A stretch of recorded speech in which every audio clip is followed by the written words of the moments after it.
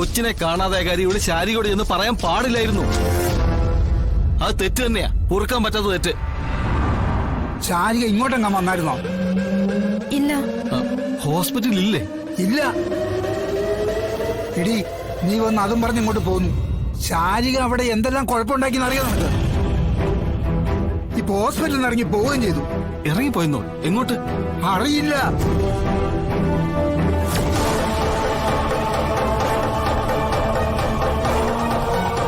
എവിടെയാ പോയെന്ന് അറിയില്ല. ഇവിടെ എങ്ങനെ എത്തിയെന്ന് അറിയാനാ ഞാൻ ഇങ്ങോട്ട് വന്നത്.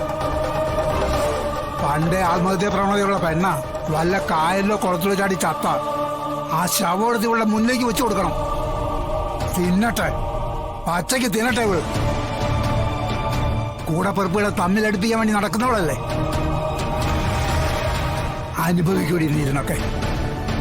അച്ഛാ, നിനക്ക് തൃപ്തിയായില്ലേ ഇപ്പോ? നീ വിചാരിച്ച പോലെ കാര്യങ്ങളൊക്കെ നടന്നല്ലോ. ഇനിയെങ്കിലും നന്നാവാൻ നോക്കടി. ഇല്ലെങ്കിലേ ചത്ത കുഴിച്ചിടാൻ പോലും കൂട്ടത്തിൽ ആരും കാണില്ല.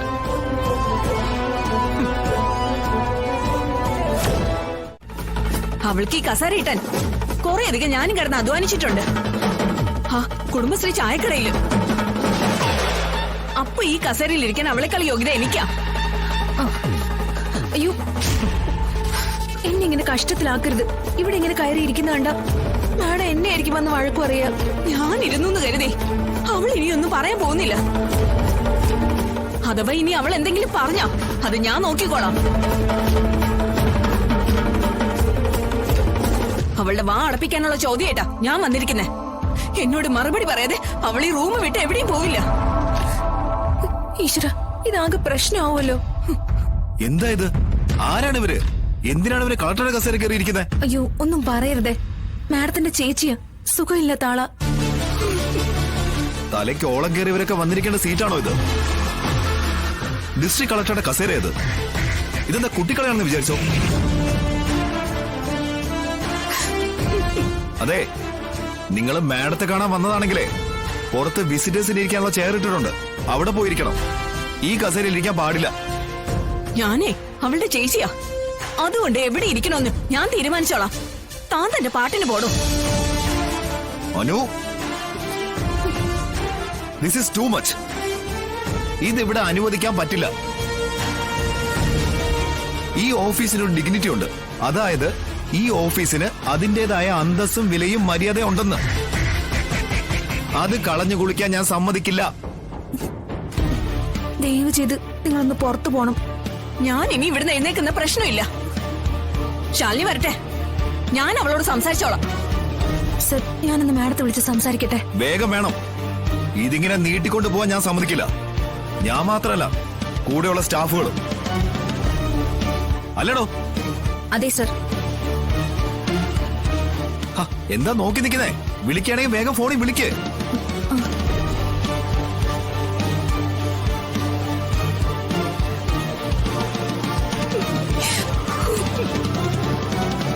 അപ്പൊ നിങ്ങൾക്ക് ഇവിടുന്ന് എഴുന്നേൽക്കാൻ ഉദ്ദേശമല്ല അല്ലേ? ഇല്ല, ഞാൻ പറഞ്ഞില്ലേ അവള് വരട്ടെ. ആ ശാലിനി. ഇത് കലക്ക്.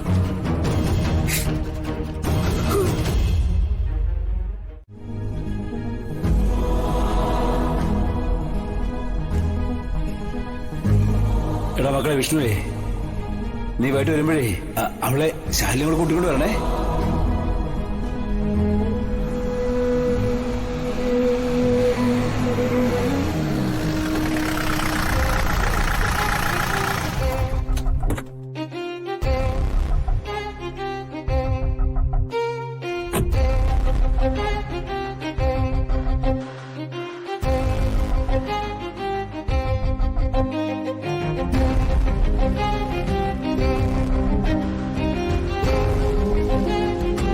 ഇത് 4 സ്ഥലത്തെ കളക്ഷനാ. നമ്മുടെ റാഫിലൊന്ന് തെന്നിക്കളിക്കാൻ നോക്കി, പക്ഷെ ഞാൻ വിടുവോ? കൈയോടെ തന്നെ അങ്ങ് മേടിച്ചു. പൊന്നി,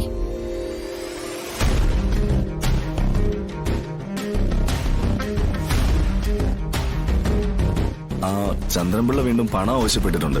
കുടിശ്ശികയൊന്നുമില്ല. എങ്കിലും സത്യമ്മയെ വിളിക്കാൻ ഞാൻ പറഞ്ഞിട്ടുണ്ട്. എന്നാ പിന്നെ സത്യമേ ഞാൻ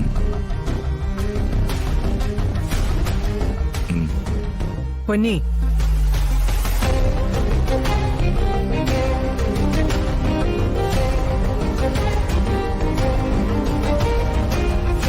ശിവ,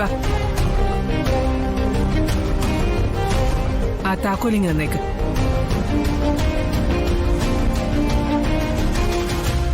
ആ ജീപ്പിന്റെ താക്കോലിങ് തന്നേക്കാൻ.